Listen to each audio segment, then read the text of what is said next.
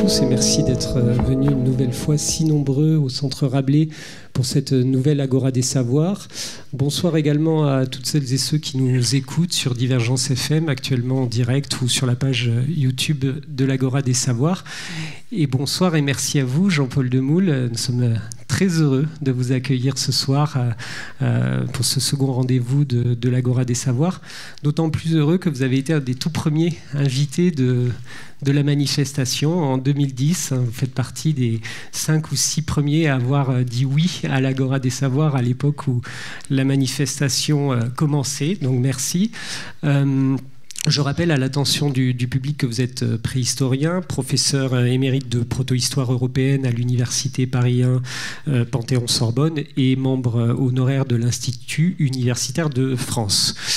Vous avez participé à l'élaboration de la loi française sur l'archéologie préventive et à la création de l'Institut national de recherche archéologie préventive, connu sous le nom de l'INRAP, évidemment, que vous avez présidé de 2001 à 2008. Et pour dresser aussi les champs de vos recherches à grands traits, on peut dire que vos travaux ont porté et portent sur la néolithisation de l'Europe, sur les sociétés de l'âge de fer, mais aussi sur l'histoire et le rôle de l'archéologie, sur les usages sociaux, politiques et sur les mésusages de la discipline. Quelques jalons bibliographiques que je vais rappeler brièvement. Il y a une naissance de la figure, l'art du paléolithique à l'âge de fer, ça c'était chez Hazan en 2007, vous étiez d'ailleurs venu en parler lors de cette fameuse première fois. Puis ensuite il y a eu « Mais où sont passés les Indo-Européens ?» Le mythe d'origine de l'Occident, ça c'était au Seuil en 2014, on s'en souvient, c'est un livre qui avait remporté de nombreux prix, qui avait aussi suscité la discussion, la controverse scientifique et remporté aussi un grand succès public. Et puis il y a eu les 10 millénaires qui ont fait l'histoire quand on inventa l'agriculture, la guerre et les chefs, ça c'était chez Fayard en 2017. Et pour ne pas être trop long, je citerai encore une histoire des civilisations, comment l'archéologie bouleverse nos connaissances, ça c'était un ouvrage collectif à la découverte que vous aviez co-dirigé avec Dominique Garcia et Alain Schnapp. Et si nous vous recevons ce soir, c'est à l'occasion de la parution de votre nouveau livre aux éditions Payot cette fois, Homo migrans, de la sortie d'Afrique au grand confinement. Un livre dans lequel vous retracez la préhistoire et l'histoire globale des migrations à travers les âges, à travers les millénaires et même les millions d'années. Finalement, en refermant le livre, on se dit que le propre de l'homme, c'est peut-être d'être migrant. Évidemment, on avait très envie de vous entendre ce soir nous parler de ce livre parce que ce thème des migrations résonne de manière forcément très puissante aujourd'hui. On sait que la question migratoire ou les questions migratoires ont été au cœur d'un certain nombre de questions politiques, là aussi d'usage et de mésusage politique de la question des migrations et d'instrumentalisation à des fins polémiques, politiques ou électoralistes. Et puis la deuxième raison pour laquelle on est aussi très heureux de vous entendre parler de ce phénomène des migrations, c'est que paradoxalement, on a connu, il n'y a pas si longtemps que ça, une période d'arrêt, une période d'immobilisation, alors que l'homme n'a cessé de bouger, de se déplacer, de marcher et de courir dans tous les sens et à travers le globe. Il y a quelques mois, et pendant une période assez longue, nous avons tous été mis à l'arrêt. Il nous semblait donc que ces deux raisons et beaucoup d'autres faisaient de vous un invité idéal pour ce soir. Et nous sommes très impatients de vous entendre, tellement impatients que je vous propose d'aller nous donner cette conférence et puis on se retrouve après pour un débat avec la salle.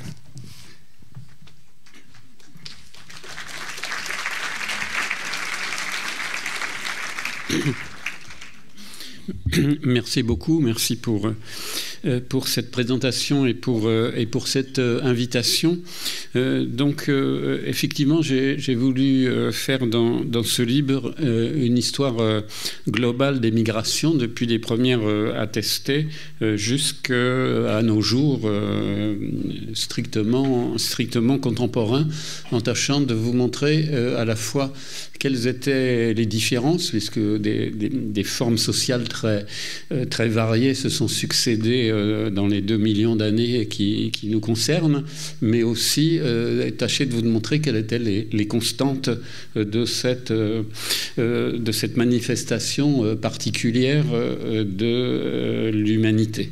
Sachant qu'il y a effectivement des animaux migrateurs, mais ce sont des migrations saisonnières et qui sont liées et au climat et ou à la reproduction, alors que les humains, ce sont des déplacements qui sont beaucoup plus complexes.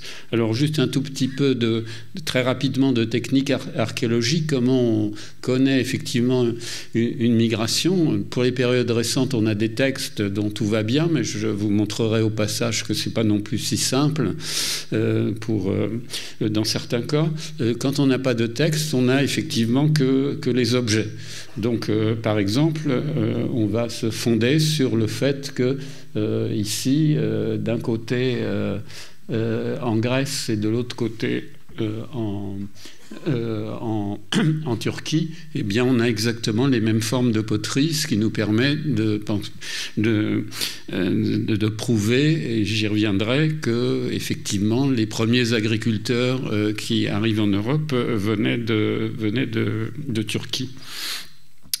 Même exemple aussi, là où vous avez à gauche et à droite des figurines qui proviennent les unes de Turquie, les autres de Grèce. Alors tout évidemment n'est pas si simple parce que vous pouvez avoir des objets qui se promènent sans que ça implique une migration massive. Par exemple, ces vases grecs ou ces amphores romaines, on va les trouver en Gaule. Ce vase grec, on va le retrouver jusqu'à Vix en Bourgogne, alors que c'est juste un objet échangé. Les amphores romaines vont inonder la Gaule avant la conquête romaine. Mais par exemple, cette bouteille de soda sucré, vous allez en trouver partout dans le monde entier. Ça ne veut pas dire qu'elle relève d'une migration.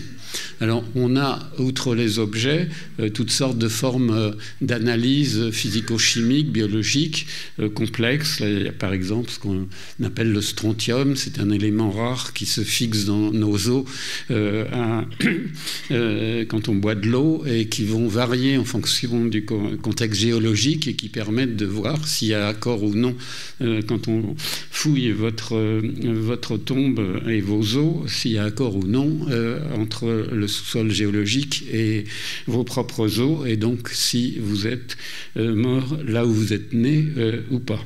Même chose avec la génétique, qui maintenant fait de très grands progrès et permet effectivement de retracer des déplacements, de découvrir, de mettre en évidence des liens de parenté et de tracer des fois des grandes flèches qui souvent ont quand même la sagesse de rester hypothétiques.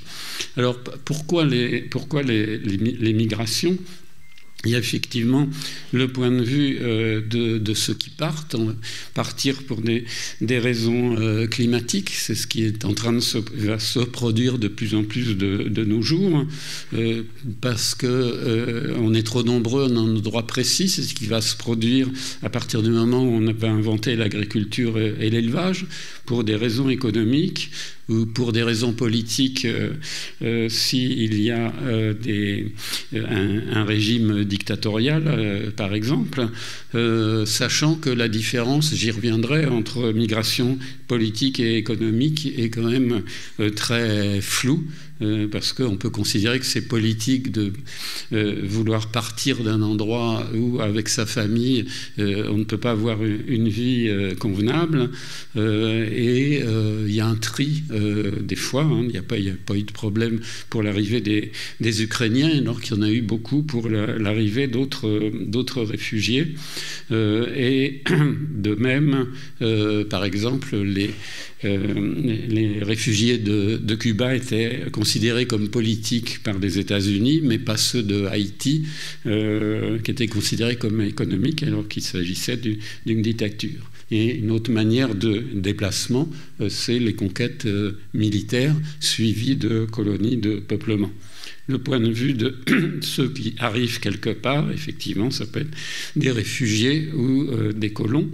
Et ceux chez qui on arrive, eh bien, il va y avoir plusieurs possibilités. Ils peuvent être effectivement soit accueillis, soit expulsés, soit anéantis, soit au contraire pouvoir s'assimiler. Donc, quelles sont les différentes formes de migration liées à des formes successives humaines? Si je remonte très, très loin dans le temps, ça c'est notre ancêtre commun, vous reconnaissez, commun à l'ensemble des primates. Il y a 60 millions, 65 millions d'années. Il s'appelle Purgatorius parce qu'il était identifié dans les mondes du purgatoire. Et au fil des années et de la sélection naturelle vont apparaître toute une série d'êtres humains dont vous avez toutes sortes de variétés, y compris le Homo sapiens qui est caché quelque part au fond. Alors, les premières formes mieux identifiées, c'est il y a 3 à 5 millions d'années, c'est ce qu'on appelle les australopithèques, c'est la fameuse Lucie popularisée par le regretté Yves Coppens. Là, on n'a pas d'indice qu'il y aurait eu des migrations, sinon de petits déplacements. Les autres primates habitent dans un territoire dans lequel ils se déplacent en fonction des ressources, mais n'ont pas tendance à migrer. En revanche, au fil des années, émerge à partir d'entre 1 et 2 millions d'années Homo erectus, qui lui va être le premier à sortir, comme on dit, d'Afrique. Homo erectus, c'est le premier aussi à domestiquer le feu, à partir d'au moins 1 million d'années. C'est le premier à faire des outils aussi inutilement symétriques, comme ce qu'on appelle dans notre jargon des bifaces, ce qui veut dire qu'au fil de l'évolution naturelle, la sélection naturelle et de l'évolution, il y a aussi un attrait pour des formes qui soient belles, ce qu'on appellerait le design maintenant. Et donc, comme je disais, Erectus va être le premier à sortir d'Afrique. Ils s'en est sans doute pas rendu compte du tout, et on suppose que on se représente le fait qu'à chaque génération, quelques individus un peu plus curieux que les autres sont allés un petit peu plus loin, et donc ça a pris effectivement des millénaires pour qu'ils parviennent jusqu'en Indonésie, là où on avait identifié dès la fin du 19e siècle la forme qu'on appelle pithécanthrope, les synanthropes en Chine. Donc c'est une progression qui a été tout à fait insensible. C'est la première migration de peuplement, mais un peuplement très minoritaire, quelques dizaines de milliers d'individus, et qui, vous voyez, dans un premier temps, se précipitent pas du tout vers l'Europe et vers la France, mais vont rester dans des contrées plus chaudes, plus proches du climat africain. Et c'est seulement dans un second temps que certains vont s'aventurer plus au nord.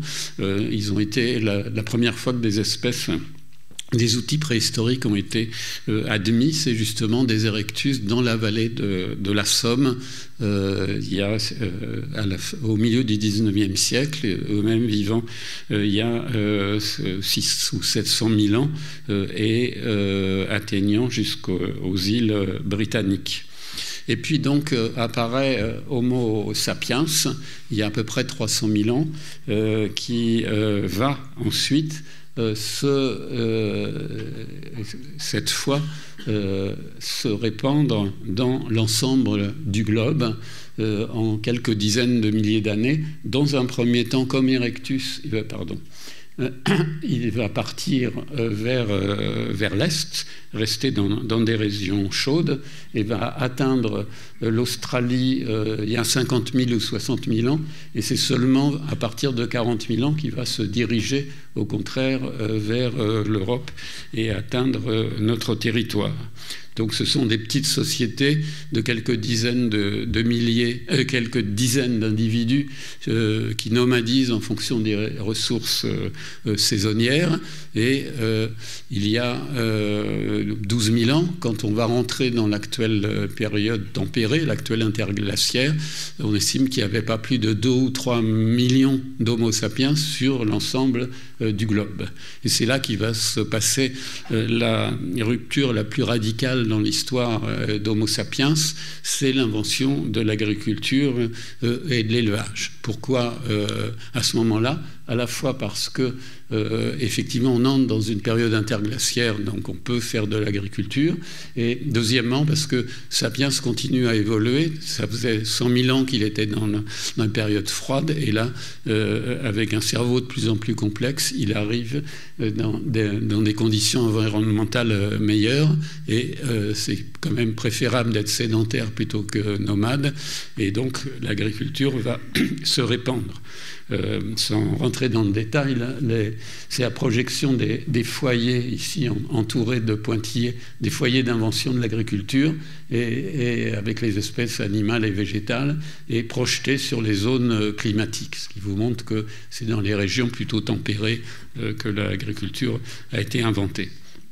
Et l'agriculture, avec la sédentarité plus une nourriture sécurisée, fait que, alors que les chasseuses-cueilleuses avaient en moyenne un enfant tous les 3-4 ans, les agricultrices des sociétés traditionnelles, y compris la France de la première moitié du XXe siècle, avaient quasiment un enfant tous les ans, même si beaucoup mouraient en bas âge. Donc on va avoir une explosion démographique en 10 000 ans, c'est-à-dire rien, c'est-à-dire 5% de la durée d'Homo sapiens, eh bien on va passer de 2 à 3 millions d'individus à 10 milliards actuels. On va passer de petits groupes de quelques dizaines d'individus à des mégalopoles de dizaines de millions d'individus, et on va passer de petites sociétés où il n'y a aucune différence sociale visible quand on retrouve les tombes, à la société actuelle où, comme vous le savez, la vingtaine d'individus les plus riches du monde ont autant de richesses que la moitié la plus pauvre de l'humanité. Donc tout ça uniquement du fait de l'agriculture. Et sur ce graphique, vous voyez ici, c'est l'époque des sapiens paléolithiques pendant la dernière glaciation. On va de 65 000 à 0 ici, et puis avec le néolithique, sur une échelle qui est logarithmique, puisque là on a 1 million, 10 millions, 100 millions et 10 milliards, eh bien vous avez cette expansion continue de l'humanité qui seulement maintenant commence un peu à se ralentir. Ceci va avoir 6 principales conséquences. Donc, comme on vient de le voir, l'augmentation continue de la population, le fait donc qu'il va falloir sans arrêt nourrir plus de gens sur une planète finie, donc il va falloir sans arrêt inventer. On va inventer la charrue, la roue, les instruments agricoles en métal, les engrais, ça va finir avec les pesticides et les OGM. On va voir effectivement émerger les premières différences sociales visibles. On voit que la violence qui a sans doute toujours existé entre mâles humains, parce qu'elle est attestée même dans les petites sociétés de chasseurs-cueilleurs, eh bien là, elle va se systématiser entre des communautés territorialisées et de plus en plus nombreuses. Et vont se développer les épidémies, parce que les maladies ont toujours existé. Mais là, d'une part, on va se concentrer, se confiner avec des animaux domestiques qui apportent de nombreuses maladies, ce qu'on appelle des zoonoses, sans compter les animaux dits commensaux, comme les rats et leurs puces, mais en plus dans des communautés qui sont stables et qui sont de plus en plus nombreuses, les épidémies vont pouvoir se développer beaucoup mieux. Et enfin, c'est le début des atteintes à l'environnement, c'est le début de ce qu'on appelle maintenant l'anthropocène, c'est-à-dire l'action de plus en plus forte de Sapiens sur l'environnement naturel, puisqu'on va commencer à déboiser massivement pour pouvoir cultiver, puisqu'avec le réchauffement, avec l'interglaciaire dans lequel nous sommes, les steppes font place à de la forêt. Donc, si on se concentre uniquement sur l'Europe, l'agriculture, ce qu'on appelle le néolithique, l'agriculture sédentaire apparaît au Proche-Orient il y a à peu près 10 000 ans, et puis, à cause du boom démographique, va se répandre dans les différentes directions. Et sur cette carte n'est figuré que ce qui concerne l'Europe, donc cette migration de peuplement progressive. Qu'est-ce qui se passe là? Sabotage. Oui, il y a quelqu'un.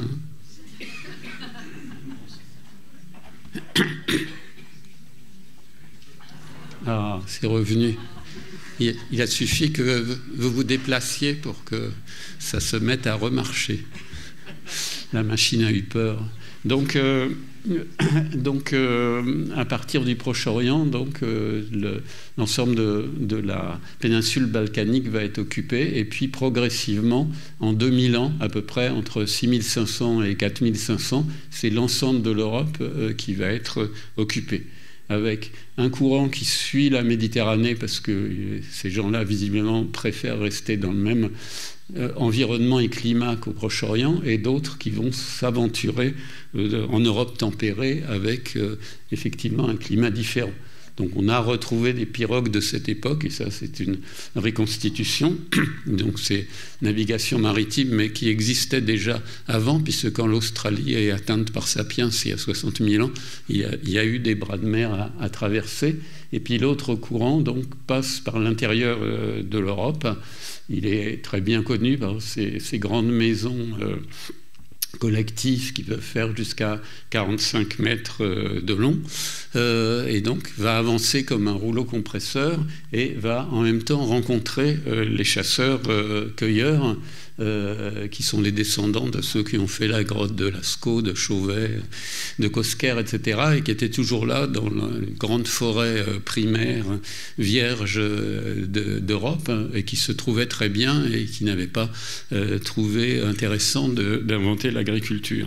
Alors on n'a pas de traces de massacre pour cela, mais ce qu'on voit grâce maintenant à la génétique, c'est qu'au bout de quelques générations, eh bien les agriculteurs, les chasseurs-cueilleurs ont disparu, mais les agriculteurs ont une partie de leurs gènes qui viennent des chasseurs-cueilleurs. Donc nous tous dans cette salle, on a 3-4% de gènes de Néandertal quand Sapiens arrive en Europe et qu'il y a les Néandertaliens, les descendants d'Erectus. Il y a eu des mariages d'amour ou pas entre les deux espèces, mais ensuite, tous dans cette salle, on a une partie de nos gènes qui viennent des agriculteurs du Proche-Orient et une autre partie qui viennent de ces chasseurs-cueilleurs, entre autres, évidemment. Donc ça, c'est la première grande migration massive de peuplement, parce que celle de Sapiens, chasseur-cueilleur, il était encore très, très minoritaire, et donc c'est ce que vous avez un rappel en haut à gauche simplifié, celle de Sapiens dont on vient de parler, et vous allez en avoir d'autres au fil de l'histoire. Par exemple, ça c'est la migration la plus fantastique de l'histoire, c'est la migration dite océanienne, en partant de Taïwan. Ces populations vont conquérir l'ensemble de l'océan Pacifique et même aller dans l'autre sens jusqu'à Madagascar. Et donc, comme j'ai dit, ils arrivent contre l'Atlantique, les agriculteurs européens, et jusqu'à Christophe Colomb, à part un petit épisode viking, on ne pourra pas aller plus loin. Et c'est là donc la population continue à augmenter, qu'on voit apparaître les premières différenciations sociales. Ici, on est en Bulgarie, et moins 4500, une nécropole de 300 ou 400 tombes, certaines avec seulement un petit vase, une épingle en os, c'est la plus riche avec 1 kilo d'objets en or, et c'est le plus ancien objet en or de l'humanité. Et là, vous voyez à droite la reconstitution proposée par nos collègues bulgares, qui n'ont pas l'air de trouver que ce premier chef était très sympathique, mais en tout cas, c'est là qu'on voit effectivement apparaître archéologiquement, dans les tombes, l'intérêt d'une tombe, c'est qu'on a un personnage avec des objets qui signifient son statut, même s'il y a toujours des exceptions à tout, mais en gros, ça marche. Et c'est ça qui va sans arrêt ensuite ne pas cesser d'augmenter. Et une des manifestations, c'est d'enterrer les gens importants dans des tombeaux dits mégalithiques, faits en grosse pierre. Donc il y en a beaucoup dans l'arrière-pays ici, dans tout le midi méditerranéen. Les plus spectaculaires sont les hypogées d'Arles, où la plus grande fait 4 mètres de hauteur sur 45 mètres de long à peu près. Alors, au début, on voyait le néolithique comme une période pacifique parce qu'il y avait les maisons sur pilotis, qui est les premiers sites néolithiques qu'on ait trouvés dans les lacs, notamment en Suisse. Et maintenant, avec le progrès de l'archéologie, on s'aperçoit au contraire qu'il s'agit de zones refuges, puisque une fois que les terres fertiles sont occupées, eh bien, on peut pas. Il faut trouver d'autres zones moins fertiles, et on va occuper les zones de moyenne montagne, des zones marécageuses où on est obligé de faire des pilotis justement pour se protéger contre les changements de lacs, et qui sont aussi des zones refuges protégées par des palissades en particulier, et où une partie de l'alimentation redevient issue de la chasse et de la cueillette.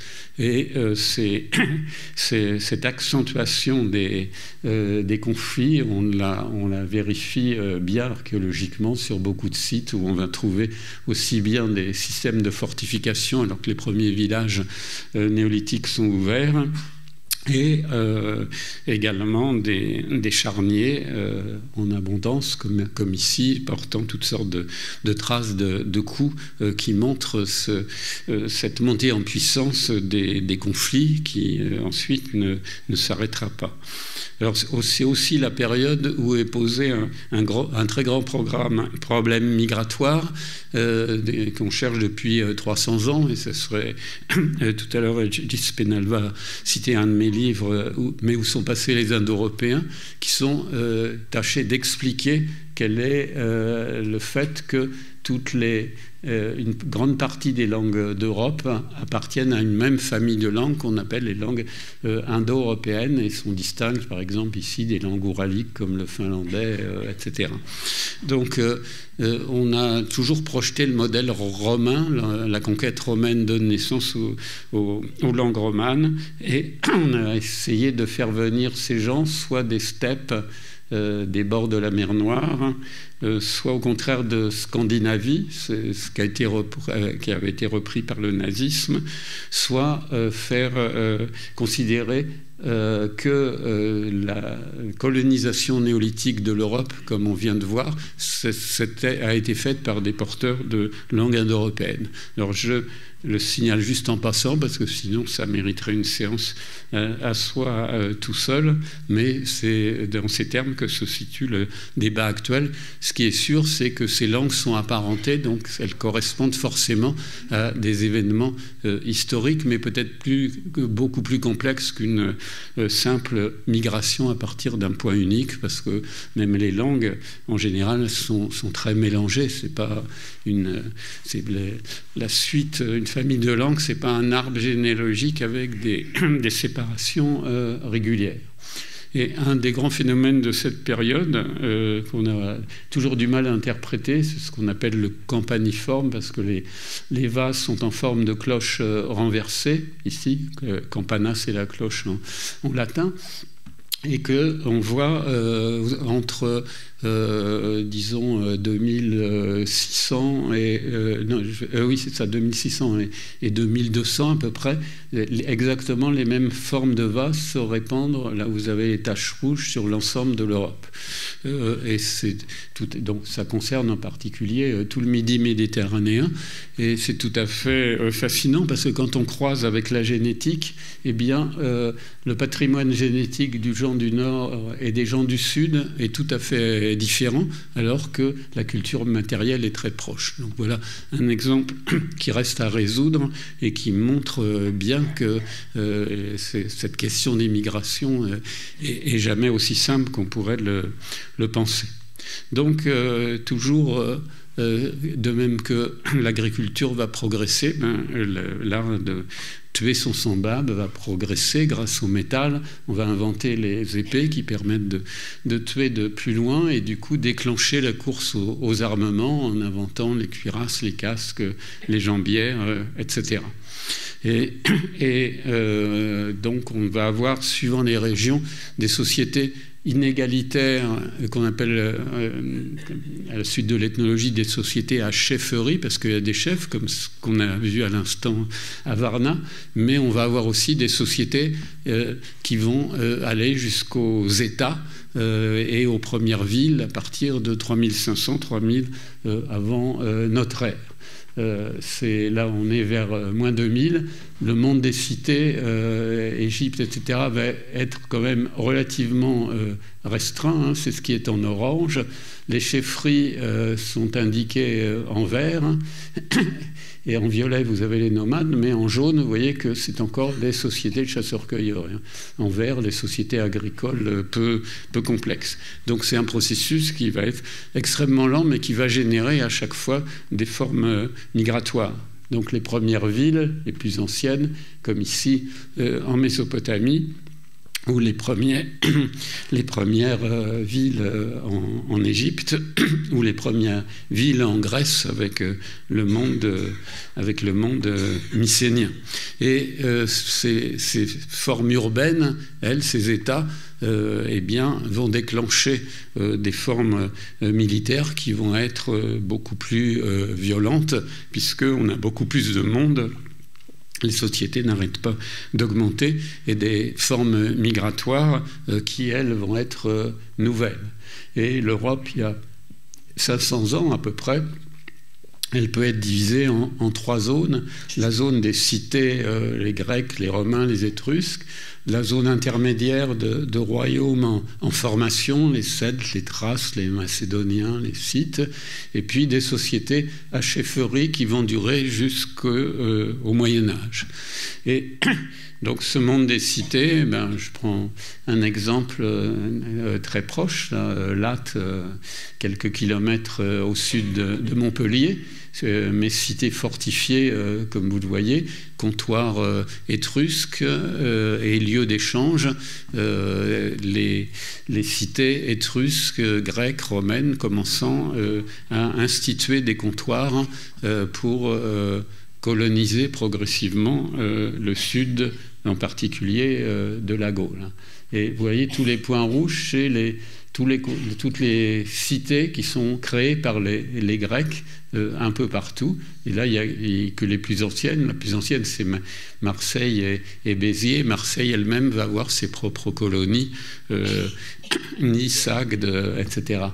Et donc, on a là des colonies de peuplement, mais d'un genre un peu spécial, puisque contrairement à ce qui va se passer avec l'Empire romain et la colonisation européenne du monde, c'est encore relativement ponctuel. Et souvent, c'est négocié avec les indigènes et pas toujours imposé par la force, même si on a des exemples de violence. Par exemple, la cité de Martigues qu'on voyait à l'instant, qui à un moment est ravagée par une armée venue des Grecs de Marseille, comme on peut le reconstituer d'après les armes que l'on retrouve.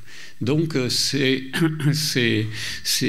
nouvelles formes sociales, les villes et les États, vont donc provoquer des guerres beaucoup plus sophistiquées et avec différents résultats, des conquêtes territoriales. C'est le cas d'Alexandre, donc il va fonder un immense empire en partie éphémère, mais avec des parties qui vont rester durablement dans la main des Grecs, comme l'Égypte ou l'actuelle Turquie. Et puis également des déplacements forcés de population, soit emmenés en déportation, soit chassés, soit surtout réduits en esclavage. L'esclavage semble avoir existé à date ancienne. On a des exemples ethnologiques de sociétés de chasseurs-cueilleurs, comme sur la côte du Pacifique des États-Unis et du Canada, qui sont des chasseurs-cueilleurs mais sédentaires et qui pratiquent aussi l'esclavage. Mais avec les sociétés antiques, l'esclavage comme déplacement, comme migration forcée, centripète, va se développer de manière massive et pratiquement jusqu'à nos jours. On aura quand même parfois des mouvements plus classiques. Par exemple, en orange, là, c'est la zone habitée par les Celtes, les Gaulois, et qui vont avoir, eux aussi, des mouvements d'invasion. Ils vont faire le siège de Rome, hein, par exemple, en 390, mais après, ils vont repartir, et ils vont fonder même un royaume qui s'appelle celui des Galates, même mot que gaulois, en Turquie, qui va durer un certain temps et qui va se battre, donc les Galètes ici, contre les royaumes grecs des bords de la Turquie, et célèbre statue de Gaulois blessés qui figure maintenant au Louvre se fait à la gloire justement des armées grecques qui résistent qui vont résister aux Galates. Et le royaume galate finira par disparaître un peu avant les derniers siècles de notre ère. Et on arrive aux empires à partir des derniers siècles avant notre ère et des premiers siècles après. Les royaumes ne cessant de s'agrandir, mais souvent aux dépens les uns des autres, eh bien on va avoir un certain nombre de grands empires. Les trois plus grands aux alentours de notre ère, c'est l'Empire romain, ici présent, 4 à 5 millions de kilomètres carrés, à peu près 80 millions d'habitants, l'Empire perse qui le jouxte, et tout à l'autre bout de l'Eurasie, l'Empire chinois qui se constitue tout au cours du premier millénaire avant notre ère. Et donc ces empires, cette fois, englobent des populations, mais en chassent aussi et en réduisent un certain nombre en esclavage. Pour l'Empire romain, on estime qu'il a englobé à peu près 2000 communautés ethniques différentes. Donc c'est la paix romaine qui, comme tous les grands empires antiques, est fondée aussi sur l'esclavage, dont on a des représentations aussi en relief là, avec les chaînes, et puis des chaînes effectives qu'on a pu retrouver. Donc cette présence impériale, évidemment, on la connaît bien ici. Vous l'avez à Nîmes, pas très loin d'ici.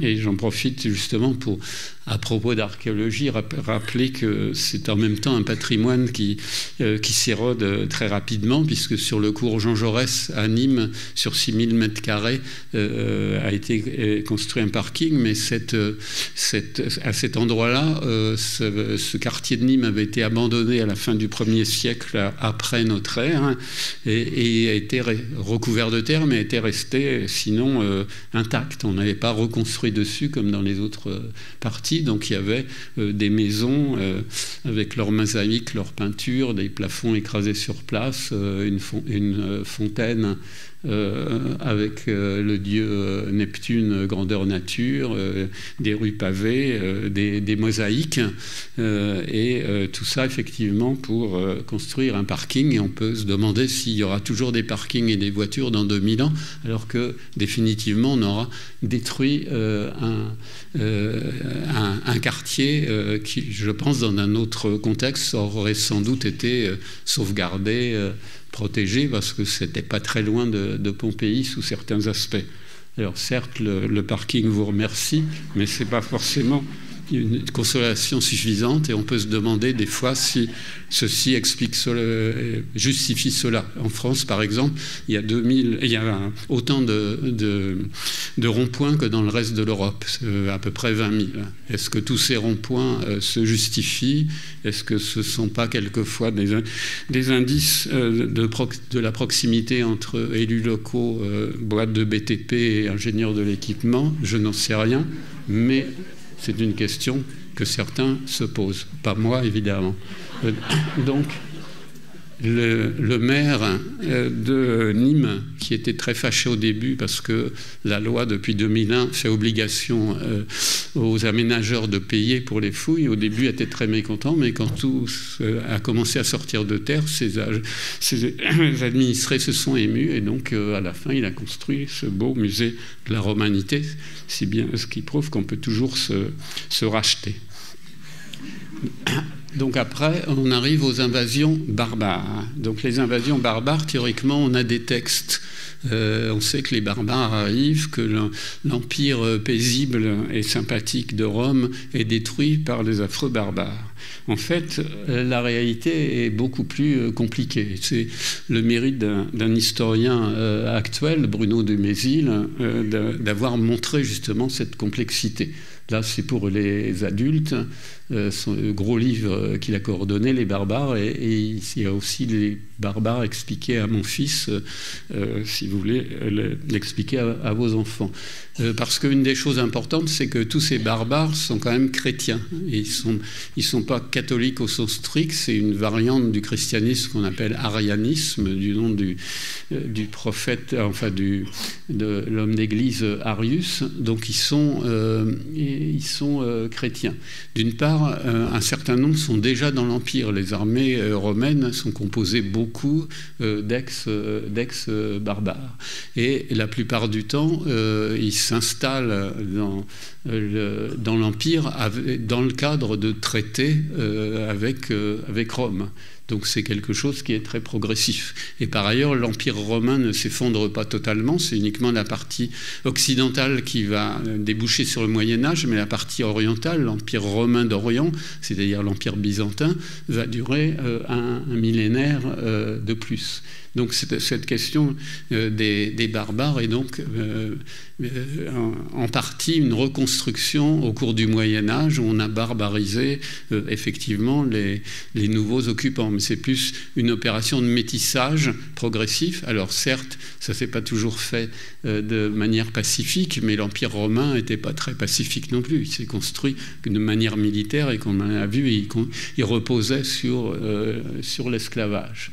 Et donc, par exemple, le baptême de Clovis, qui est censé fonder la France, être le début de la France, en fait, parce qu'il s'est converti au christianisme, en fait, le christianisme était la religion obligatoire dans l'Empire romain depuis plus d'un siècle. Il n'y avait plus du tout, alors que l'Empire romain était plutôt tolérant en général, là, le christianisme est imposé avec l'édit de Théodose, et les temples sont soit détruits, soit transformés en églises. C'est la chance qu'a eu la maison carrée de Nîmes, c'est pour ça qu'elle a survécu.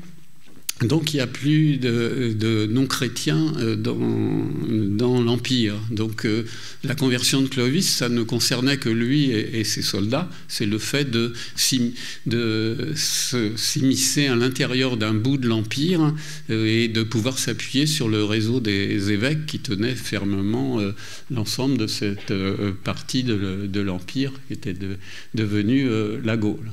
Et c'est très bien expliqué, là encore, dans un autre livre de Bruno de Mézil sur le baptême de Clovis, mais ça reste effectivement identitaire. Dans la ville de Soissons a construit sur un rond-point, encore ce magnifique vase. Et à Noël, si vous passez à Soissons, il y a même un mât avec un Père Noël qui grimpe en haut. Alors, l'intérêt de l'archéologie, c'est de montrer justement ces phénomènes de métissage culturel progressif. Là, c'est la tombe de Childéric, le père de Clovis, qui a été découvert à Tournai en Belgique. au XVIIe siècle, et vous avez à la fois des objets plutôt de type barbare, mais il a une bague où il y a écrit en latin Childericis Regis, le roi Childéric, ça appartient au roi Childéric qui se fait représenter en empereur romain. Donc vous avez toute une fusion culturelle qui se fait progressivement. Et l'archéologie le montre, c'est au hasard des tombes franques trouvées à Saint-Dizier, où vous avez un mélange d'objets culturellement romains et d'objets culturellement barbares. Et donc, est-ce que les Francs sont vraiment complètement nos ancêtres? J'y reviendrai brièvement tout à la fin, mais le système franc faisait qu'à la mort du roi, c'était partagé entre ses fils. Donc vous voyez, ce qu'on a là, c'est pas encore vraiment la France. Le Clovis peut être aussi bien revendiqué par les Allemands ou par les Belges. Même chose pour les Huns, qui sont décrits comme le fléau de Dieu, l'herbe ne repousse plus, etc.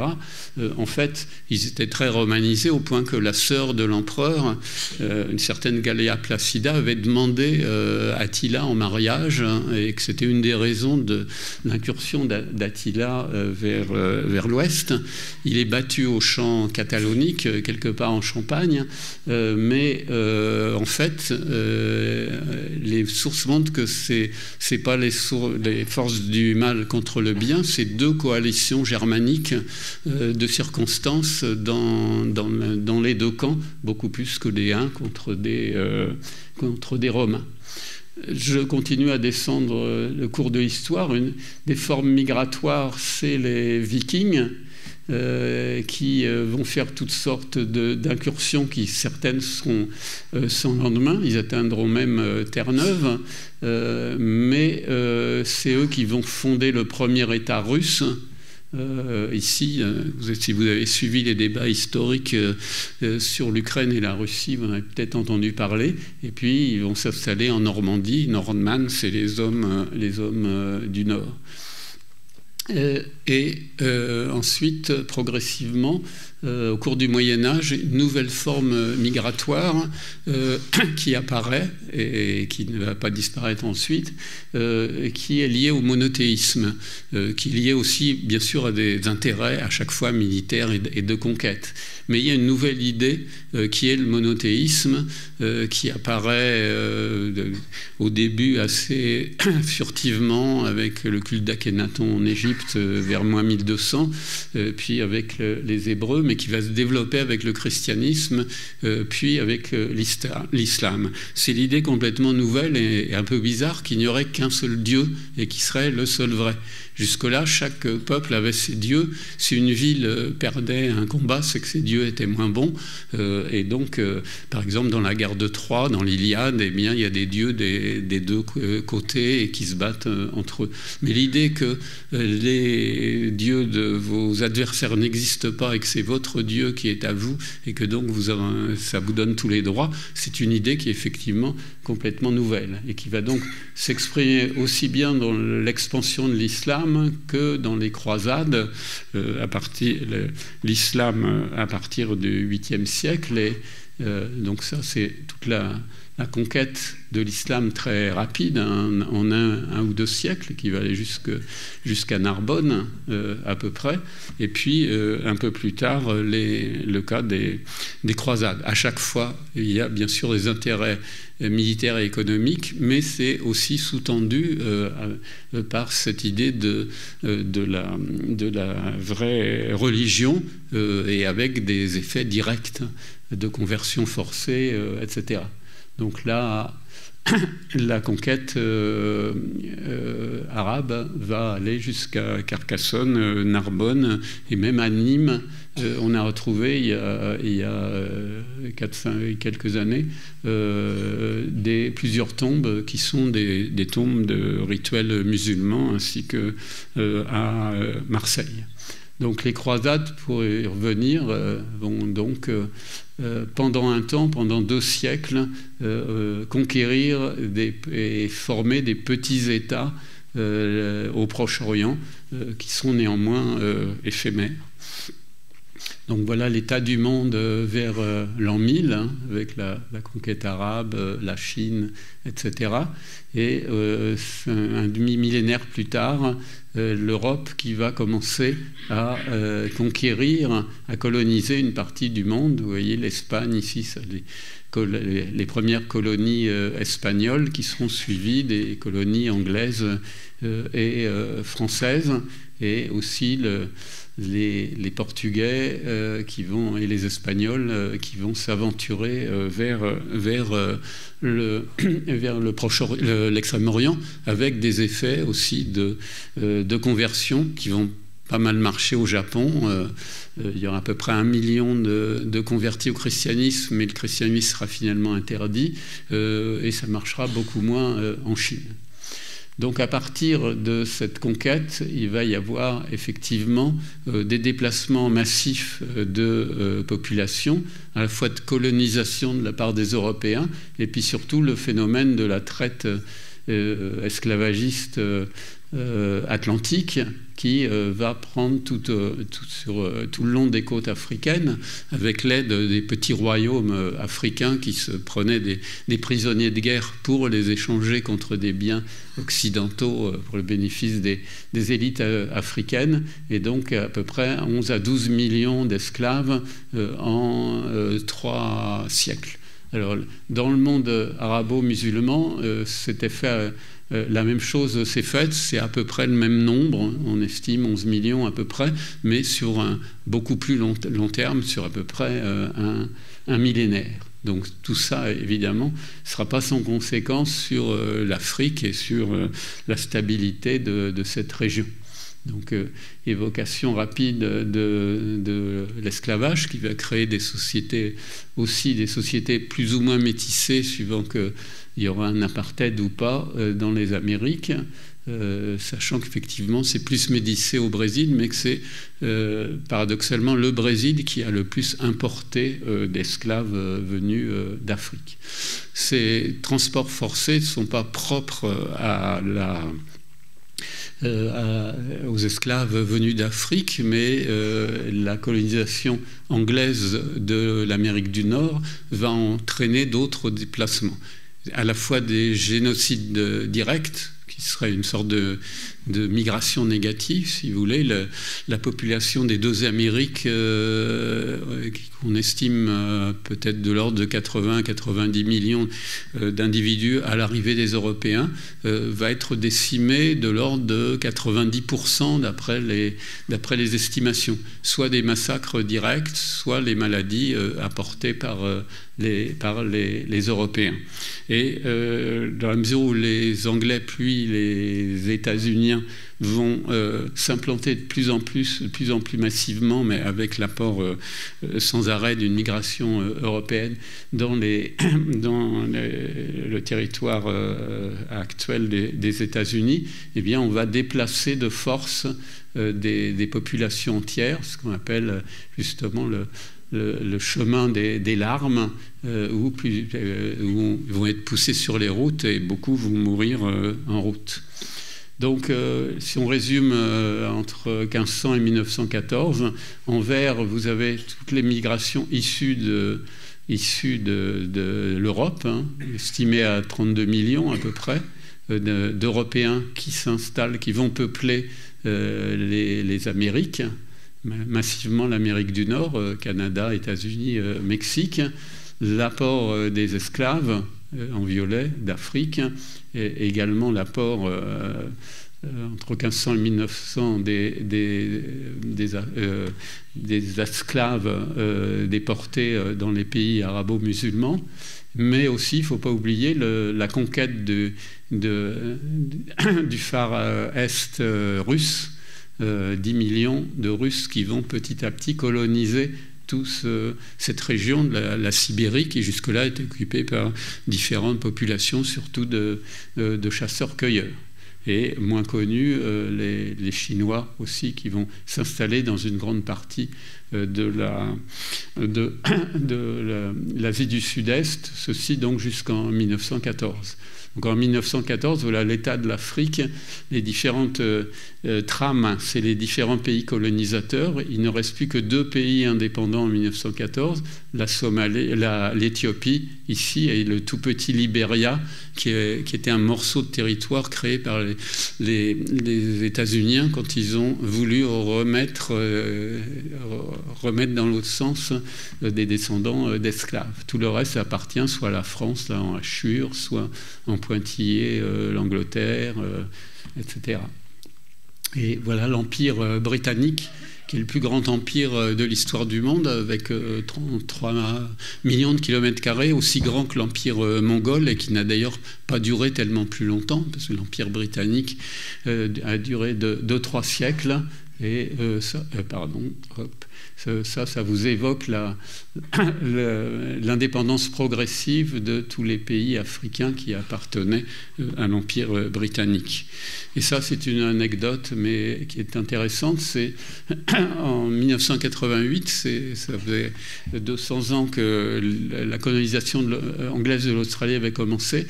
Un chef aborigène est allé sur les falaises de Douvres et a déclaré qu'il prenait possession de l'Angleterre. Et donc, tout a un texte, vous n'êtes pas obligé de tout lire, j'ai mis en gros ce qui était plus intéressant, mais c'est intéressant parce qu'il retourne complètement ce que disaient effectivement les colonisateurs quand ils arrivaient dans une région et ce qu'ont fait les Anglais en Australie. Et les colonisations sont émaillées de prises de possession où quelqu'un arrive, par exemple l'explorateur français Cavelier de La Salle, il descend le Mississippi, il arrive en bas et puis au nom du roi de France, il prend possession, il plante un drapeau, il enterre une bouteille avec un document et il chante des hymnes religieux, il tire des coups de mousquet et donc voilà, maintenant c'est devenu une possession du roi de France. Donc souvent on est très content de ces possessions quand on apprenait ça à l'école, mais c'est effectivement une pratique un peu étrange et c'est l'intérêt de cet aborigène Burnham d'avoir justement renversé le discours. Donc j'évoque aussi en passant la colonisation française elle-même, qui commence avec l'Algérie assez tôt, donc dès 1830, mais qui va surtout se faire à la fin du 19e siècle, donc en violet, ce que sera la plus grande extension de l'empire colonial français, donc essentiellement le quart nord-ouest de l'Afrique, Madagascar, la Guyane, Saint-Pierre-et-Miquelon, et puis les comptoirs de l'Inde, et puis l'Indochine. Donc, ne pas oublier qu'effectivement, ça se fait essentiellement sous la Troisième République et avec l'idée qu'on apportait la civilisation, on mettait fin à l'esclavage, et donc on peut comparer effectivement ce mouvement de colonisation, de peuplement avec ce que fait Guillaume le Conquérant quand il va conquérir l'Angleterre, ou la vision des barbares telle qu'on l'a eue tout à l'heure. Et ultime, avant-dernière forme d'exode, ça va être la révolution industrielle, l'exode rural, qui attire dans les grandes villes, dans les grandes métropoles, de plus en plus de paysans pauvres qui vont devenir le prolétariat qui va construire la révolution industrielle. Donc pendant tout le 19e siècle, mais aussi et le 20e, mais aussi les réfugiés politiques. Il y en a toujours eu. Une partie des colonies grecques, souvent, c'était aussi des réfugiés politiques dans l'Antiquité. Mais là, ça va se généraliser avec les régimes autoritaires du 19e et du 20e siècle. Donc, par exemple, le génocide arménien, plus d'1 million de morts, donc, dont une partie vont arriver à Marseille. Les pogroms en Europe orientale contre les Juifs, que ce soit en Russie, en Biélorussie, ici en Roumanie, non pas fait par les Allemands bien qu'en 1941, mais par la police roumaine ici. la guerre d'Espagne. Donc il y a beaucoup, dans le sud de la France, comme vous savez, des descendants de réfugiés espagnols. Et puis après, les Pieds Noirs et les Harkis en 1962, qui sont très présents aussi dans le sud de la France. Et puis l'épisode des Boat People en 1975, où ils ont plutôt été bien accueillis, au moins en France. Et puis tous les réfugiés actuels, notamment du Proche-Orient, de Syrie, de l'Érythrée, qui est peu connu, mais une des pires dictatures du monde, ou de l'Afghanistan. Et comme autre forme qui continue, eh bien les raids militaires comme les Gaulois à Rome ici, ou les Vikings qui débarquent, eh bien on a ça aussi, par exemple, avec l'arrivée des armées américaines en Irak, ou l'armée russe en Afghanistan.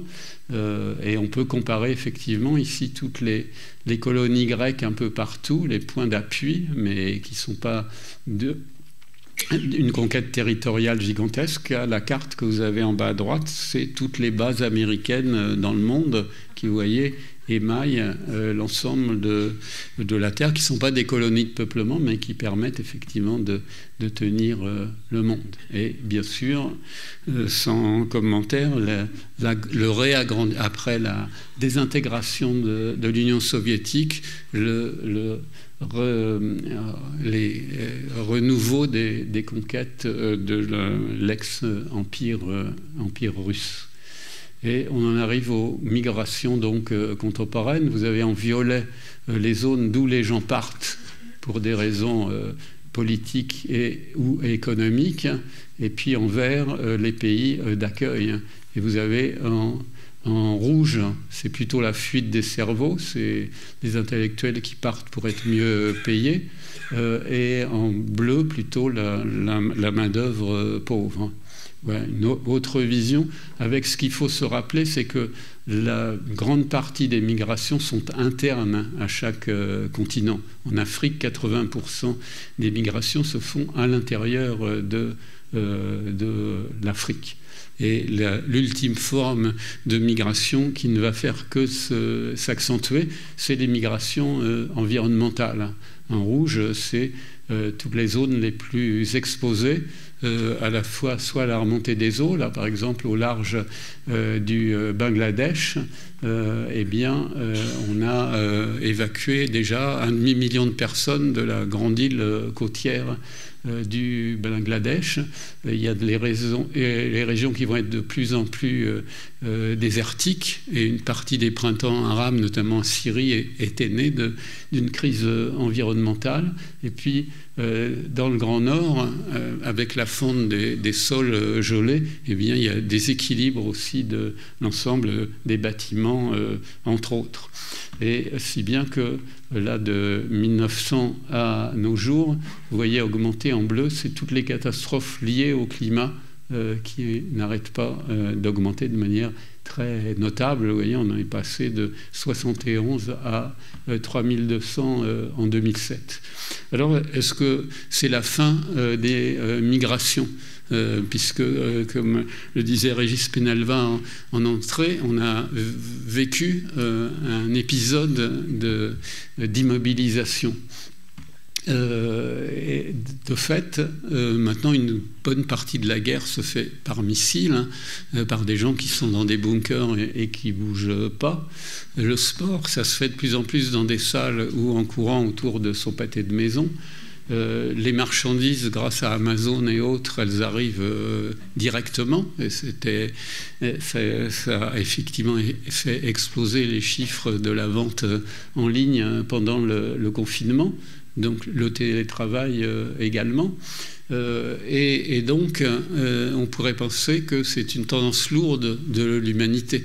Avec le néolithique et l'invention de l'agriculture et l'élevage, on invente les premiers confinements.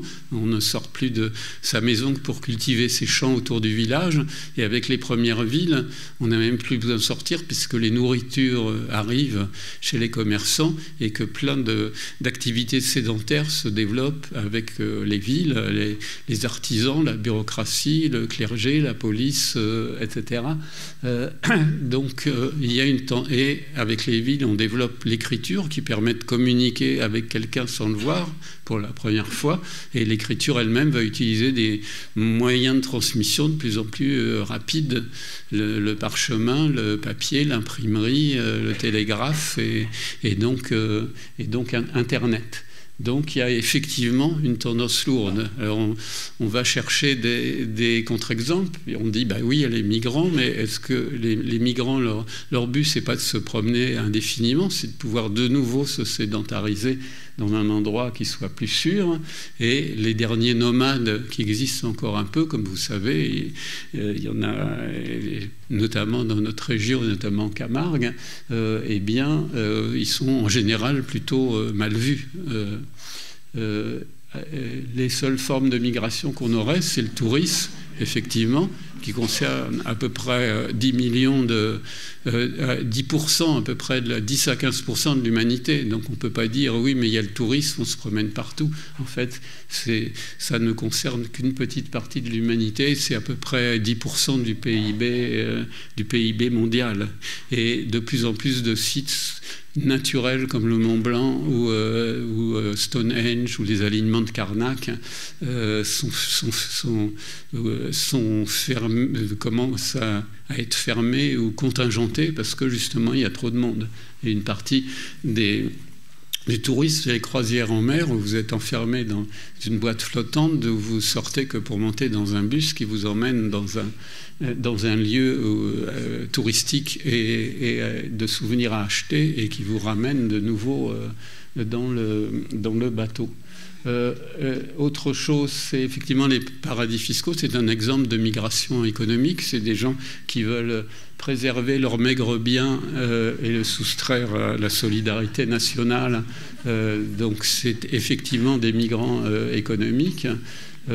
Et c'est la même chose pour des raisons peut-être plus honorables dans ce qu'on appelle la fuite des cerveaux. Donc plus c'est foncé, plus c'est les pays de départ des chercheurs scientifiques, intellectuels divers qui vont aller vers les pays les plus riches, qui sont les plus en clair. Donc c'est aussi une forme de migration économique puisqu'ils sont à la fois mieux payés et ils ont des moyens de travail sans comparaison. Et puis on peut citer aussi les pèlerinages. Hein. La Mecque, c'est 2 ou 3 millions de personnes chaque année et c'est une des sources de revenus appréciables de l'Arabie saoudite. Donc en conclusion, néanmoins, malgré ce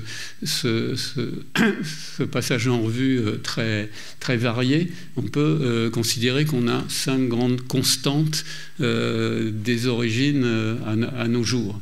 La première, c'est effectivement, on l'a vu, l'expansion démographique. La deuxième, c'est que tout ça s'est fait en général dans la violence, dans les conquêtes, ça va de soi, l'esclavage aussi, les réfugiés politiques, mais même l'exode rural, ce n'est pas une violence physique directe, c'est quand même, ça a été violent de devoir abandonner son mode de vie traditionnel pour aller vivre dans des villes et dans des conditions souvent tout à fait sordides pour le prolétariat urbain européen et pour une grande partie du prolétariat dans d'autres régions. La troisième, c'est que un des effets majeurs des migrations, c'est un métissage permanent à la fois des gens, mais aussi culturel, que ce soit des objets matériels ou objets immatériels, mais je vais y revenir. Le quatrième, c'est que l'étranger, le migrant, l'immigré, c'est toujours le bouc émissaire idéal. Ça permet de resserrer les rangs contre l'étranger. Mais néanmoins, comme il faut être optimiste, le dernier point, c'est qu'on arrive quand même à avoir des sociétés, des communautés nationales qui sont capables de vivre ensemble la plupart du temps. Donc la démographie, je le rappelle, pour mémoire. Le deuxième point, la violence, on l'a déjà suffisamment vu, ce n'est pas la peine d'en reparler. Le troisième, c'est effectivement ce métissage permanent. Si on prend cette phrase du général de Gaulle, c'est la première phrase ses mémoires d'espoir, il dit « La France vient du fond des âges, donc il y aurait une France éternelle ». Alors, quelle que soit l'estime ou l'admiration qu'on peut avoir pour le grand homme d'État, cette phrase n'a aucun sens, si vous voulez, parce que quand est-ce qu'on va commencer la France? Est-ce que les premiers Homo erectus arrivent il y a 1 million d'années? Est-ce que c'est des Français ou pas? Et ensuite, bon, après, il y a les Sapiens, puis il y a les gens qui viennent du Proche-Orient, puis il y a les migrations qui viennent des steppes, puis il y a les comptoirs grecs, étrusques, puis il y a les Romains qui arrivent, puis toutes les migrations du Moyen-Âge. Donc ça n'a pas cessé. Donc c'est quoi la France? Si on prend la carte de France en l'an 1000, c'est pas encore complètement la France, elle déborde même là en haut. Si vous faites 12e siècle, 14e siècle, vous voyez qu'il manque encore toujours Alsace, Lorraine, Franche-Comté, Savoie, Nice, etc. Et en même temps, la politique des droits de France est une politique d'annexion de communautés complètement différentes qui portent des langues, qui parlent des langues tout à fait différentes.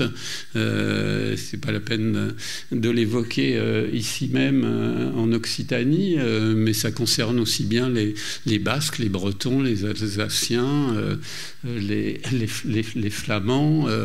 À tel point que en 1914, par exemple, une grande partie des soldats ne parlaient pas et ne comprenaient pas le français. Et c'est les dernières générations qui sont en train de mourir, dont le français n'était pas la langue maternelle, mais une langue régionale. Et donc la France, on en était au Moyen-Âge. Après, les Gitans arrivent à partir entre le XIe et le XIVe siècle. Ensuite, on a les Juifs qui sont expulsés d'Espagne, puisque une fois que les rois très catholiques ont conquis l'Espagne, les Juifs et les musulmans ont un an ou à peine plus pour se convertir, sinon ils doivent partir. Donc toute la population dite séfarade du sud de la France est expulsée à ce moment-là, et également les Maurices, que c'est les musulmans qui ont accepté de se convertir, mais dans le doute, un siècle après, on les expulse quand même, donc ils arrivent ici. Toutes les reines de France sont étrangères, parce que c'est des alliances entre pays. Donc Marie-Thérèse d'Autriche, Marie Leszczyńska, Marie-Antoinette, Marie de Médicis, et à chaque fois, elles vont arriver avec des suites importantes, faire venir des artistes, etc. Et entre 1/3 et 1/4 des armées royales sont également des mercenaires étrangers qui, ensuite, progressivement, évidemment, font souche. Et symétriquement, certains vont partir. Les protestants de force, 100 000 protestants après la révocation de l'édit de Nantes, alors que c'était quand même interdit, donc ils sont partis à risques et périls. Et puis d'autres vont, je suis désolé, l'image n'est pas bonne, mais c'est tous ceux qui vont partir coloniser les nouvelles colonies, dont les Français du Québec ou de Louisiane. Et puis après, l'arrivée aussi bien dans la révolution industrielle des pays voisins, les Belges, les Espagnols, Italiens, Portugais, Polonais, et puis tous les réfugiés, etc. Si bien qu'on arrive effectivement vers une culture de masse. Par exemple, les jeans, qu'on appelle denim en anglais, puisque c'est censé venir de Nîmes, il y en a 2 milliards de fabriqués chaque année, donc tout le monde en porte de par le monde, et aussi bien cartes bancaires, drogue, virus, et toutes sortes d'objets que vous connaissez qui sont entièrement uniformes. Et si on prend les 4 plats préférés des Français dans l'ordre, vous avez le couscous, la pizza, le hamburger et la choucroute, qui certes est française, mais de justesse. Donc, à la fin, l'étranger comme bouc émissaire. et avec une relation toujours extrêmement ambiguë. Parce que c'est les travaux notamment de l'historien Paulin Ismar. À Athènes, toute la haute bureaucratie, 2000 personnes, l'équivalent des énarques, à Athènes, étaient des esclaves pour justement se prémunir contre un risque de prise du pouvoir. Et la police, c'était des archers scythes, CYTH, qui étaient également des esclaves. Dans les armées, l'armée romaine, comme je disais tout à l'heure, prend beaucoup va intégrer très rapidement des auxiliaires gaulois puis germains et de plus en plus. Les armées royales, je l'ai dit à l'instant, et j'ai pris l'exemple de la Légion étrangère, mais on a ça dans toutes les armées du monde. Alors avec un rapport ambigu, parce qu'effectivement, l'étranger, il peut être amusant. Donc c'est le Banania Yabon, c'est la malheureuse Joséphine Baker, rentrée bientôt au Panthéon, mais avec sa ceinture de banane, etc. Mais globalement, ça reste quand même le bouc émissaire, celui qui permet de resserrer les rangs et celui qui est la cause forcément de tous les maux. Et donc je rappelle, comme vous le savez sans doute, qu'il y a eu des massacres d'ouvriers italiens à Aigues-Mortes à la fin du 19e siècle, et des cas aussi à Marseille. Donc quand on entend aujourd'hui les nouveaux migrants, ils sont pas comme nous, ils mangent pas comme nous, ils sont inassimilables, ils ont une sexualité menaçante, ils sont pas habillés pareil. Il faut reprendre les textes de l'époque contre les Italiens, contre les Arméniens. Quand les Arméniens arrivent à Marseille, 60 000 à peu près, ils ne sont pas accueillis à bras ouverts comme des réfugiés. Ils sont habillés comme des Turcs, ils mangent comme des Turcs et ils ne sont pas bien traités du tout. Et même chose pour les ouvriers polonais, etc. Et quand les réfugiés espagnols arrivent en 1939, une partie de la presse titre l'arrivée de l'armée du crime. Donc c'est effectivement une constante et c'est pas du tout nouveau les discours qu'on peut entendre aujourd'hui, même si en général parmi les immigrés, les derniers arrivés essaient de fermer la porte au nez des suivants. Et donc mon ultime point, qui sera ma conclusion, parce qu'il faut rester pessimiste dans ce monde, c'est qu'effectivement on arrive quand même à vivre ensemble, plus ou moins bien, traversé effectivement aussi par des crises politiques et des crises économiques. Mais c'est Ernest Renan, dans un célèbre discours sur qu'est-ce qu'une nation, dit une nation, c'est un plébiscite de tous les jours. C'est-à-dire que tous les jours, finalement, si je suis français, c'est parce que je décide de l'être et de vivre avec mes autres concitoyens. C'est pas parce que je descendrai de Vercingétorix, de Charlemagne ou de Clovis. C'est pas la génétique et la France éternelle depuis Homo erectus qui me font de moi un Français. C'est le fait, effectivement, ce désir permanent de vivre ensemble malgré tout. Et Ernest Renan, ça a plus d'un siècle, mais donc un livre très récent de l'historien Pascal Horry, qu'est-ce qu'une nation, membre de l'Académie française, qui montre un point de vue tout à fait contemporain sur la nation. Donc, si vous voulez réviser, à part mon excellent livre, vous avez un livre sur l'archéologie des migrations, qui était un colloque récent de l'INRAP, Institut d'archéologie préventive, et puis cet atlas des migrations dans le monde qui vous donne la situation, qui vous détaille la situation actuelle. Voilà, je vous remercie de votre patience.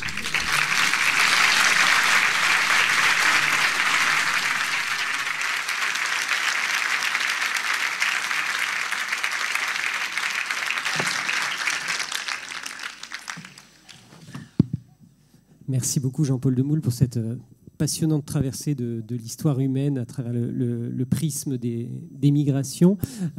J'imagine qu'il va y avoir pas mal de réactions ou de questions dans le public. Une brève question quand même de ma part sur la genèse de ce livre. Il est paru, je crois, en mars 2022. Oui, il est paru au mois de mars et mon éditrice chez donc Payot, Sophie Bajard, voulait absolument qu'il sorte au moment de la campagne électorale parce qu'elle pensait que ça pouvait intéresser le thème des migrations. Mais en fait, il n'y a pas eu de campagne électorale. Et c'est plutôt bien qu'on n'ait pas tant parlé que ça des migrations, puisque, comme vous le disiez en introduction, on en parle souvent très mal. Donc voilà. Et puis en plus, il y a eu la guerre en Ukraine, qui certes est une forme migratoire, mais qui a un peu pris le devant sur l'actualité. Donc c'était en débattant avec elle que le livre a pris forme. Et effectivement, on a tout fait pour qu'il sorte au mois de mars à ce moment-là, mais j'ai dû le commencer il y a 3 ou 4 ans à peu près. Et donc finalement, sans parler de visée militante, est-ce qu'on peut quand même dire que ce livre, au-delà de sa dimension scientifique et d'érudition, avait une visée politique, c'est-à-dire celle de dédramatiser la question migratoire dans un contexte où celle-ci semblait devoir enflammer le débat? J'ai en tout cas pas voulu faire un livre militant parce que ce serait contre-performant à mon avis. J'ai voulu faire un livre d'histoire, si vous voulez, qui est un livre politique au sens large, au sens de la polis, P-O-L-I-S, qui est la cité en grec, c'est-à-dire effectivement d'exposer ce que c'est, comme vous le disiez, de dédramatiser, de montrer qu'il y a toujours eu des migrations, quelles sont leurs différences, quelles sont leurs ressemblances, quelles sont leurs constantes. Donc j'ai pas voulu faire un livre militant au sens propre. Je pense que je peux être légitime comme archéologue et comme historien. Après, chacun a ses opinions politiques, même si effectivement le fait de montrer un certain nombre de choses peut avoir un effet politique. Mais en tout cas, c'est plus pour donner un certain nombre d'éléments factuels au débat actuel. Et alors, une brève question de pure curiosité. Comment ils ont fait, nos ancêtres, pour arriver en Australie? Parce que c'était un sacré exploit. Ils avaient le même cerveau que nous, en gros. Donc, ils étaient aussi malins. Donc, effectivement, en Australie, pendant les périodes glaciaires, comme une grande partie de l'eau du globe est stockée dans les glaces, le niveau de la mer descend de 150 mètres. C'est pour ça que la grotte Cosquer, à côté de Marseille, l'entrée est à 40 mètres sous l'eau actuellement. Mais en fait, elle était en pleine terre et même sur des hauteurs. Donc même quand la mer descend de 150 mètres, pour arriver en Australie, qui à l'époque, à ce moment-là, comme la mer est quand même plus basse, est réunie avec la Nouvelle-Guinée. C'est un sport de petit continent qu'on appelle Sahul, que les géographes appellent Sahul. Et donc il y a quand même des bras de mer importants, plusieurs dizaines de kilomètres. Donc il a bien fallu qu'ils construisent des embarcations pour y arriver. Mais les migrations océaniennes sont encore plus fascinantes parce que là, quand ils arrivent à l'île de Pâques, qui est vraiment au milieu de nulle part, donc ils partaient systématiquement avec des provisions, et s'ils avaient fait la moitié du chemin et toujours rien trouvé, ben, ils repartaient dans l'autre sens. Ils établissaient des espèces de cartes avec des baguettes et tout. Donc Homo sapiens, c'est extraordinairement inventif. C'est pour ça, comme je dis souvent, que je ne suis pas du tout inquiet pour Homo sapiens, parce qu'une espèce africaine qui est capable de vivre sous tous les climats, qui est capable d'anéantir toutes les autres espèces humaines, puisqu'il y en avait plusieurs encore il y a 50 000 ans, qui est capable de déclencher à lui tout seul la 6e extinction massive des espèces, il va sûrement survivre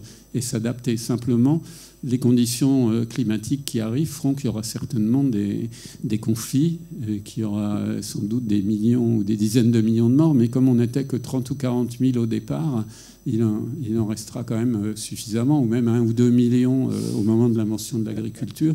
Donc c'est vraiment pour ça que je vais vous faire partager mon optimisme, comme je l'avais fait pour pour l'idée de vivre ensemble.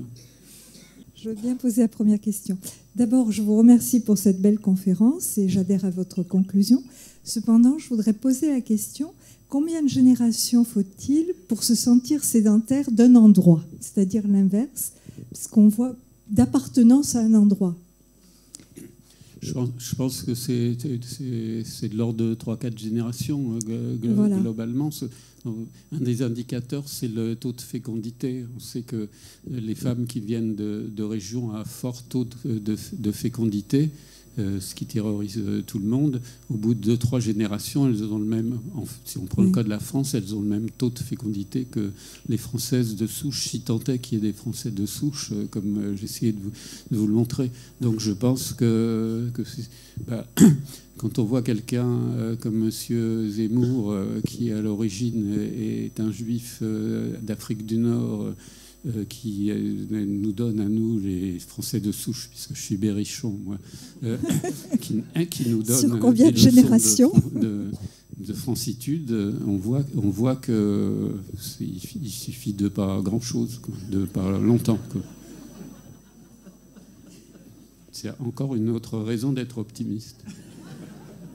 Pardon, est-il vrai que les hommes et les femmes du néolithique étaient moins vigoureux que leurs ancêtres cueilleurs et chasseurs, ce qui mettrait en cause le progrès constitué par le néolithique? Effectivement, quand on voit les effets du néolithique, il y a des gens comme, par exemple, l'historien israélien Yuval Hariri, dans son célèbre best-seller Sapiens, qui dit que ça a été la pire invention de l'humanité. Moi, je pense que, banalement, les inventions, ça dépend de ce qu'on en fait.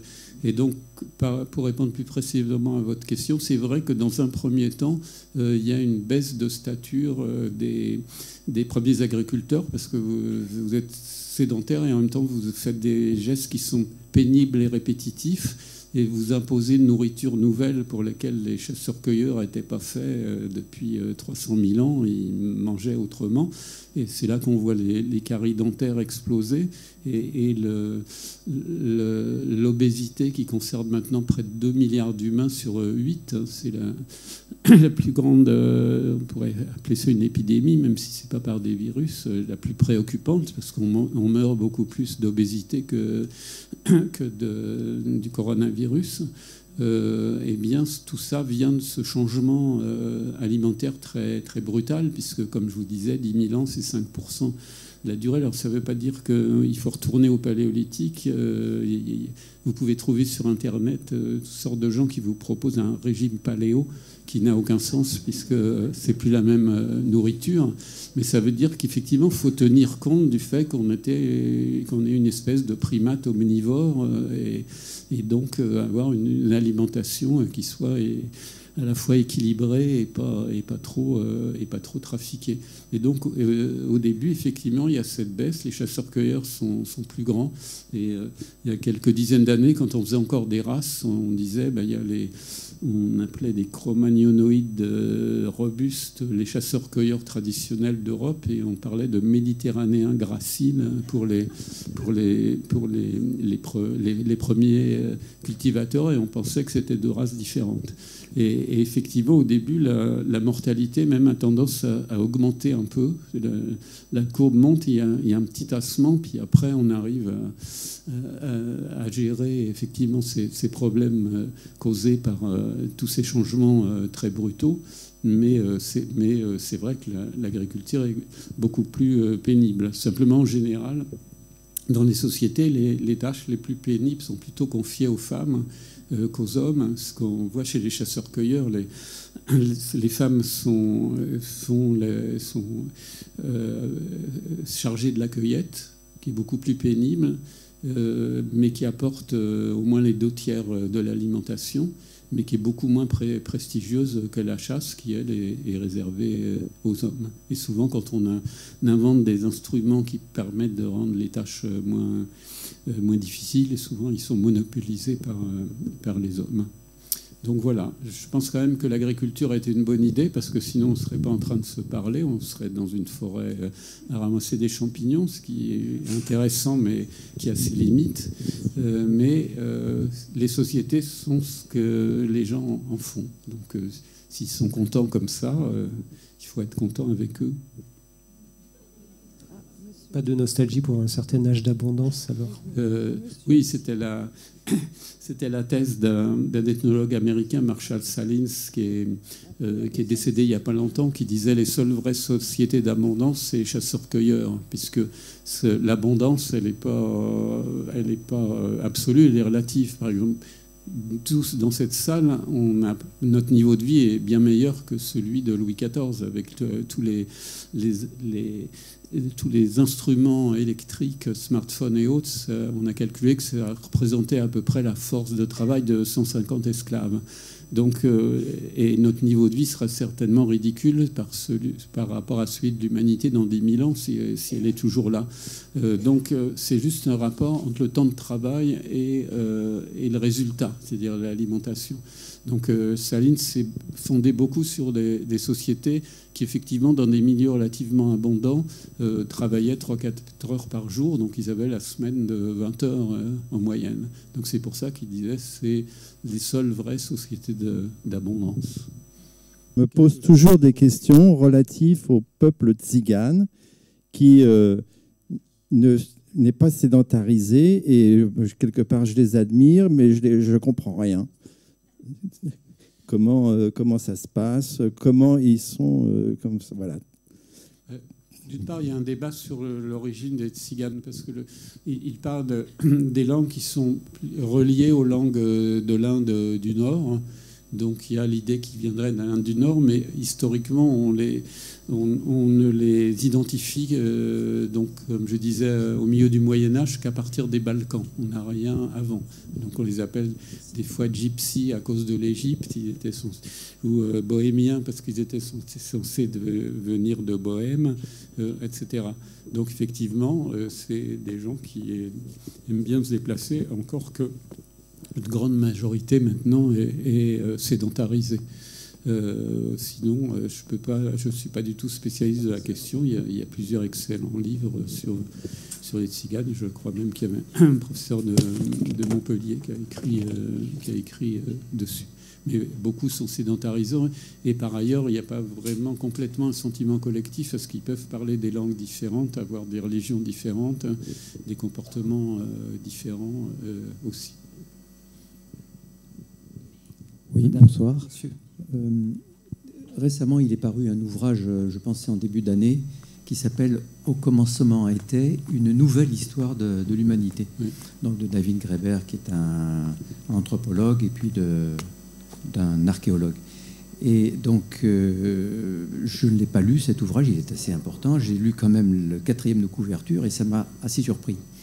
Il raconte, toujours dans ce petit texte de la 4e de couverture, on est parti des chasseurs-cueilleurs avec des petits clans, puis ensuite le néolithique, l'agriculture, la propriété privée, puis les villes, la civilisation, les guerres, le patriarcat, l'esclavage. Bon. Qu'est-ce que vous avez un regard sur ce travail, si vous avez eu le temps de découvrir? Oui, je connais bien ce travail. J'avais fait l'article nécrologique dans la revue L'Obs au moment de sa mort. C'est tout un courant qu'on appelle l'anthropologie anarchiste, si ça vous intéresse. J'ai fait une conférence sur l'anthropologie anarchiste que vous pouvez trouver facilement sur Internet. Alors, donc il travaille avec un archéologue, David Wengrow, qui est spécialiste plutôt de l'archéologie du Proche-Orient.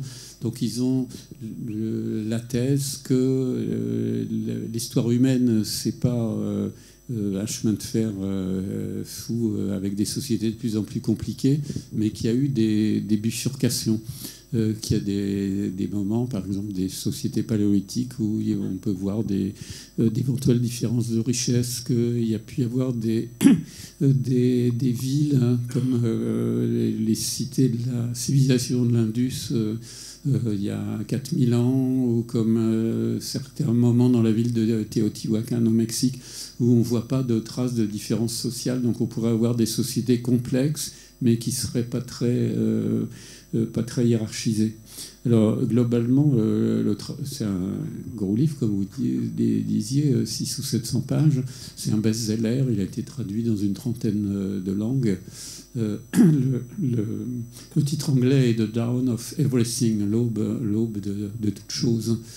C'est l'éditeur français qui a appelé ça au commencement était. Donc, à la fois, j'ai trouvé ce livre tout à fait intéressant. Par ailleurs, tout n'est pas si nouveau. Le sous-titre anglais comme français, c'est une nouvelle histoire de l'humanité. C'est pas si nouveau qu'on sache que c'est pas effectivement complètement une courbe montante, mais qui a régulièrement des moments de résistance justement à des sociétés trop oppressives, ce qu'on appelle des révolutions, qu'il y a effectivement des sociétés qui ont fait le choix de l'agriculture et d'autres à environnement égal qui ne l'ont pas fait. Donc c'est pas si nouveau que ça, et certains des exemples archéologiques, sans entrer dans les détails, me paraissent quand même contestables sur le fait qu'il n'y aurait pas de hiérarchie, d'inégalité dans telle ou telle grande métropole. Cela dit, je trouve que c'est un livre très intéressant, donc si vous avez du temps, n'hésitez pas à le lire. C'est ce que j'ai fait moi-même. On va prendre une dernière intervention de Madame Laroux. Bonjour, déjà merci beaucoup pour votre conférence, c'était très intéressant, j'ai appris plein de choses. Et je voudrais juste savoir, qu'est-ce que vous répondriez aux personnes qui sont hostiles à la migration, en fait, qui sont toujours en train de dire oui, à cause des migrants, etc. Enfin, avec vos mots, en fait, qu'est-ce que vous diriez pour qu'ils soient un peu plus... Enfin, voilà. Je pense plusieurs choses. Je pense qu'effectivement, comme j'essayais de le montrer, l'étranger, il est toujours suspect. Le mot barbare, c'est les Grecs qui l'ont inventé. Barbaros, c'est celui qui ne fait que des borborigmes. C'est celui qui ne sait pas parler grec, donc qui est forcément un barbare. Donc constamment, dans toutes les sociétés, vous avez les barbares. En Chine, il y a toujours les barbares, qu'ils soient proches ou lointains. Donc l'étranger est toujours suspect. Donc ça, il n'y a rien de nouveau. Ce que je disais tout à l'heure, les discours qu'on entend actuellement sur les migrants contemporains, vous pouvez avoir exactement les mêmes sur les Italiens, dont on dit maintenant que pas du tout, ils sont blancs, ils sont chrétiens, donc tout va bien. Mais c'est pas du tout ce qu'on disait à l'époque. Voilà. Et sinon, à mon avis, effectivement, le vrai et unique problème, c'est celui de l'intégration. C'est-à-dire, à partir du moment où vous parquez des populations pauvres dans des quartiers eux-mêmes pauvres, avec peu de services publics, etc., eh bien, vous avez effectivement, il se constitue des ghettos urbains qui vont être nombreux, qui sont des effets de la pauvreté. Et donc, à chaque fois, chaque nouveau président de la République dit on va faire un plan Marshall pour les banlieues. Ensuite, il ne se passe pas grand-chose. Et donc, effectivement, la délinquance, c'est une banalité, c'est lié à la pauvreté, etc., etc. Et moi, à titre personnel, par exemple, je serais plutôt pour la légalisation du cannabis, mais on sait très bien que ça ferait s'effondrer une partie de l'économie souterraine. Et maintenant, l'Europe, par exemple, intègre l'économie souterraine dans le calcul du PIB, aussi bien la drogue que la prostitution et les jeux. Donc je pense que ce n'est pas seulement pour des raisons morales que les gouvernements ou politiciennes que les gouvernements ne libéralisent pas la drogue comme c'est le cas dans d'autres pays, parce qu'effectivement ça marche tant bien que mal comme ça, etc. Donc comme je vous dis, le seul vrai problème, quand on a une société qui est extrêmement inégalitaire et qui l'est de plus en plus, puisqu'en France, patrie des droits de l'homme, il y a quand même 15% de la population qui est sous le seuil de pauvreté, c'est pas rien. Donc quand vous avez de telles inégalités, effectivement l'intégration progressive est beaucoup plus difficile, et donc vous allez avoir des phénomènes de rejet symétrique, des gens qui vont affirmer que oui, ils sont différents. Donc les lycéens et lycéennes qui ont le goût de la provocation, évidemment, vont en rajouter dans l'autre sens avec des costumes jugés inappropriés, que ce soit des crop tops ou au contraire des jupes longues. Mais ce n'est qu'un modeste avis de citoyen. Là, je sors un tout petit peu de mon domaine de compétences. Merci beaucoup Jean-Paul Demoule. Vous allez pouvoir continuer à discuter avec lui en dehors de la salle, puisqu'il va vous dédicacer son livre, même ses livres, parce que je crois qu'il y en a plusieurs sur la table. Merci à toutes et à tous. Et on se retrouve dans 15 jours.